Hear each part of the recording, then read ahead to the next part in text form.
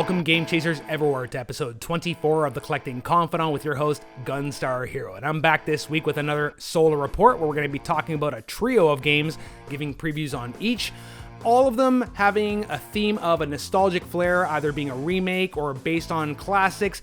And I'm really amped this week because I get to talk about a game from my all-time favorite developer, Treasure, which is responsible for Gunstar Heroes, again, my nickname, in addition to other classics like Sin and Punishment and Mischief Makers. But this week, we're talking about their coveted shmup, their shoot 'em up, Ikaruga, which is getting a physical re-release on the PS4 via Nicalis.com called the Hypergun Edition and available now for pre-order. Probably a lot of people slept on this because this originally was released via Nicalis on the Switch and the PS4 back in 2019. Sold out very quickly, but then quietly got a re-release of the PS4 version just a few weeks back on their store, and it is now available for pre-order. And it's, again, called the Hypergun Edition with this beautiful packaging, including the game, a metallic cutout of the Ikaruga ship, a warning sticker, a cool registration card, very cool goodies. I highly recommend grabbing this if you haven't got it yet, because this one is actually going for like $100 US on eBay. And unfortunately, the Switch version did not get a re-release. That one, if you missed out on it, is currently going for $275 and up. So very pricey. Hoping it also gets the re-release treatment, but alas, it is there for the PS4 if you want it. Now, if you've never heard of Ikaruga, and you've probably heard many people refer to this as one of the greatest shoot-em-ups of all time, I'm inclined to agree with that, although I would like to hear your opinions in the comments if you think Ikaruga is the greatest shooter, or if you think any other shooters deserve that title. This one, though, is a classic. Everything from its graphics, its bold, innovative gameplay, and that signature Treasure audio. Man, again, I just can't get enough of Treasure, and I really hope that they come back because they've been kind of quiet since the 3DS era. It's nice to see them putting out a re-release for the PS4 and Switch, but I want to see more, especially Radiant Silvergun, which I've never played, is very expensive, and is actually the inspiration for Ikaruga. Ikaruga is actually considered a spiritual successor to 1998's Radiant Silvergun, which originally came out in the arcades, then got a Saturn release. Now, if you've played both or haven't played both, the main differences are this. Radiant Silvergun was more score-based, and it relied on different shooting mechanics in the vein of Gunstar Heroes. So you had all these different guns you could employ, plus a melee attack that would help you cut down bombs.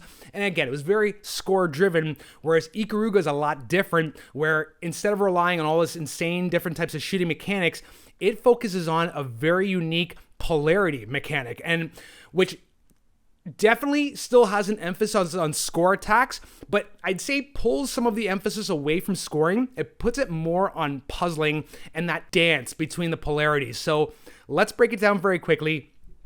The mechanics are as this. You have a white and a black ship that you can switch between at the press of a button. And then I'll give you an example. When you're in the white ship form, anytime you encounter enemies of the same color and same polarity, you will actually absorb their bullets. So if a white ship is in front of you, you're in your white ship form, you'll absorb their bullets, and what will happen is you'll be building up your homing meter at the bottom of the screen, and as you build it up, you'll be able to unleash more and more homing attacks, from 1 attack to 12 attacks, depending on how far you let that meter build up. So that's one aspect of the mechanics, but then when you counter enemies of a different polarity, for example, black, in most cases, they won't return fire, but also when you shoot at them, you'll do double the damage. So now you're starting to see the delicate balance between jumping forth between your black and white polarities in terms of how you'll engage with the gameplay. In addition to that, you can build up your score meter by doing combo attacks. And then also, you'll run into this very innovative boss battle mechanic where there'll be a timer running down on each of the 5 stage bosses, where if you don't destroy the boss within the allotted time, yes, you will go on to the next stage, but you won't get the boss damage combo points, so to speak. So very chaotic, but it works. And honestly, when you get into the zone, it's like this dance where you're just totally focused on every object going on the screen, going back and forth, doing this chaotic dance. And it's really this superb, beautiful experience where I can understand that if once you get really good at this game, it really becomes this ballet and like a sublime experience that really rivals most of the other competitors in the genre. So Historically, this game goes all the way back to 2001 in the Japanese arcades. A year later, in 2002, it got a Dreamcast port. Then in 2003, it was brought over to the West via the GameCube and via Infogrames into this version, which was the way most of us experienced this for many years. Then in 2008, Xbox 360 got an Xbox Live Arcade update with score attacks and a leaderboard and the ability to record your gameplay. They then took that Xbox 360 version, ported it over to the PC, and then in 2018, Nicalis announced that they'd be doing the Hypergun Edition for the Switch, PS4, and doing their physical copies in 2019. So again, if you did originally miss out on the PS4 version, you can now go to Nicalis.com and get the PS4 Hypergun Edition for $59.99 US, which overall is a steal, especially consider, like I said before, if you go on ebay.com and try to get the PS4 version that they're sealed, you'll be paying at least $100 US up. And unfortunately, if you're looking for the Switch version, you're gonna have to really pony up the dough for about $275 US and up. But this is a classic shooter, definitely worthy of your collection. If you're a treasure hardcore fan like me, you can't pass this up. That's Ikaruga Hypergun Edition, now available for PS4 via Nicalis.com. So now, moving on to our second title, we're going to stick with the classic vibe of this overall show, and we're going to be talking this time about a remake of a classic PS1 game. We're talking, of course, about Pac-Man World Re-PAC, which was released last Friday, August 26, 2022, on the PS4, PS5, Switch, and Xbox One/Series X in physical format, and also digitally for Windows, with the price tag of $29.99 USD. And this one is actually just an official retail release, so you can go to Best Buy, GameStop, tons of major retailers, and find your copy very easily for the platform of your choice. Of course, this is a remake from the ground up of the 1999 PS1 classic, which spawned two sequels, a spin-off called Pac-Man World Rally, and then also a Game Boy port in 2004. This is, again, from the ground up, total new overhaul of the graphics, the sound, and lots of quality life improvements. So if you're unfamiliar with the game, and I'll be honest, I never played it back in the day. I haven't played the new remake either, but it's definitely at the top of my list. What's happened is Pac-Man was celebrating his 20th birthday. His family and friends are getting ready to give him a birthday party, and all of a sudden his family gets kidnapped by the ghosts and sent off to Ghost Island. So now you play as Pac-Man in a 3D platformer, and you're tasked of going across 6 worlds with 5 stages each in an attempt to rescue your family and restore order. Now, in terms of the gameplay mechanics, it is definitely evocative of its time and pulls a lot of great tropes from other great 3D platformers like Mario 64 and the Sonic Adventure series. Most notably in terms of how Pac-Man navigates the world, some of the main mechanics include for example, a butt bounce where you can crush enemies like you do with Mario's stomp maneuver. You also have a rev roll, which allows you to do a Sonic the Hedgehog style spin dash where you spin in place and then do like a speed catapult move effect. But then, on top of that, you also have some quality of life improvements. So now, the game plays at 60 frames a second. You've got some new maneuvers that have been added. For example, there's now a hover jump move. In addition to when you collect the power pellets, now you can actually transfer into a giant Super Pac-Man and just literally just crush all the objects and the enemies in your path.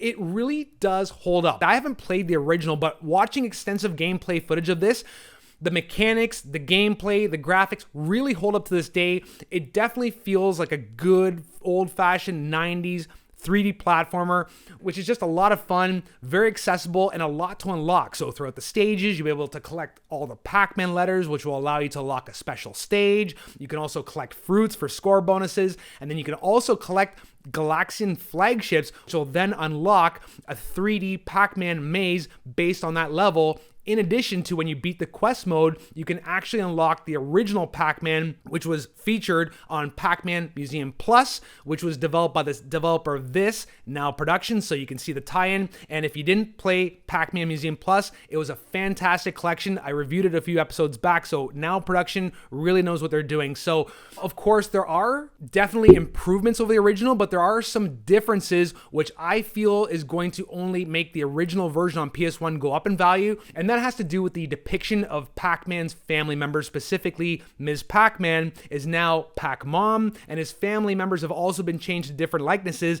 and this has to do with the ongoing litigation between Bandai Namco and @Games, which I get into on my previous episode about Pac-Man Museum Plus. You should definitely go back and watch that if you want a brief history and glimpse as to why those likenesses were changed. Otherwise, this is a fantastic remake that looks challenging but welcoming to the casual players, has a nice mix of charm and gameplay and difficulty. I'm really looking forward to playing this, and you can get this right now from major retailers physically for the PS4, PS5, Switch, and Xbox One/Series X for $29.99 USD, and that is available as of August 26, 2022 in stores now. And now we move on to our third and final game of the Solar Report.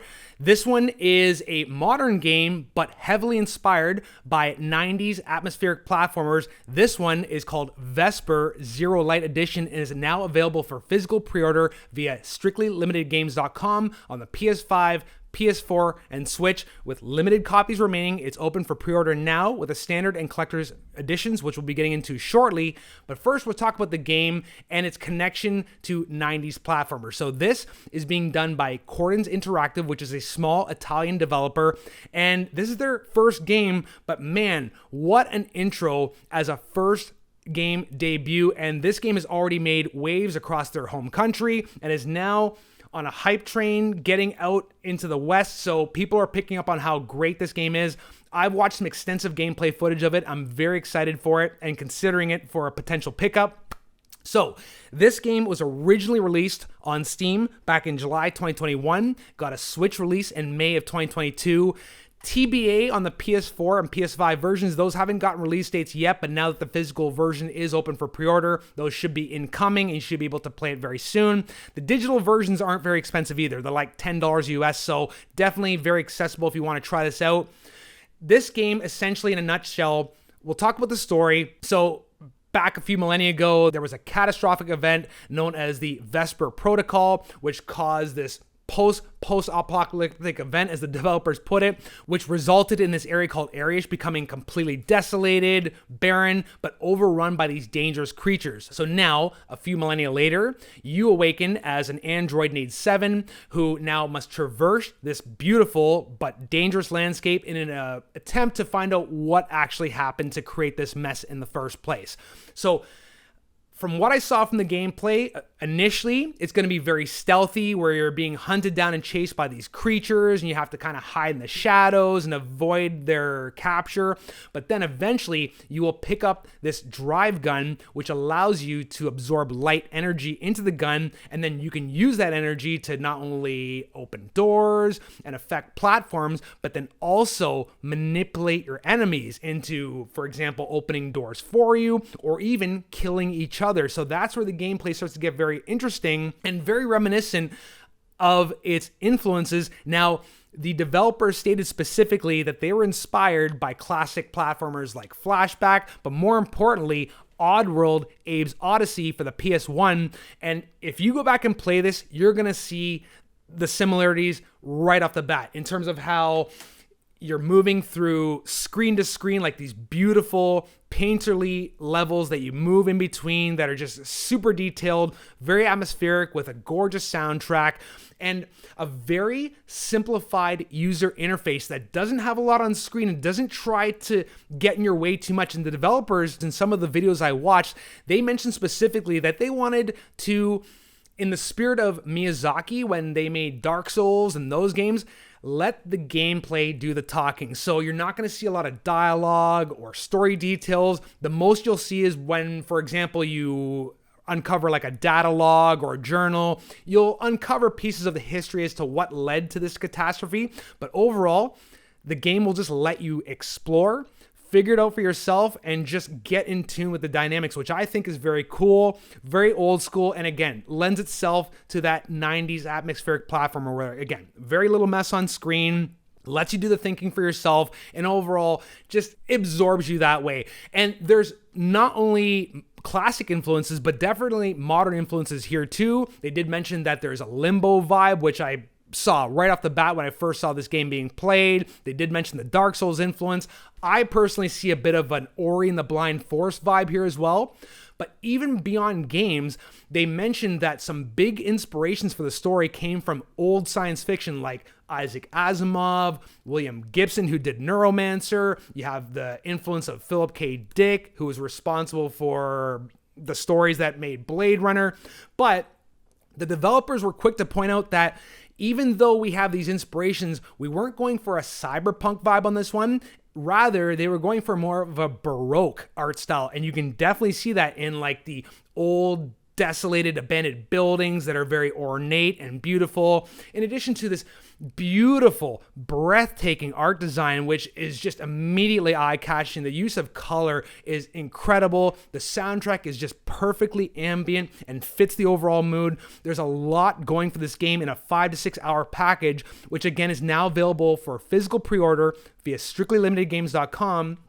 You can get this both in a standard and a collector's edition. The standard edition for all 3 platforms is going for $29.99 US and will include the game and the manual. But then, if you really want to get into the collector's version, you can pay $49.99 US and get a whole host of goodies, including a big box, a companion book, a CD soundtrack. You can get some magnetic letters and a whole bunch of other stuff. I'd say overall for a collector's edition, that's actually a very fair price and you got a lot of good stuff. But because the PlayStation 4 and 5 editions aren't even available digitally yet, I'd say you're going to have to wait a good amount of time for that pre-order to hit your mailbox. Regardless though, this game's got a lot of potential. I'm really excited to fire this one up at some point, and you should be too. So thank you again for watching episode 24 of The Collecting Confidant, my second edition of the Solar Report.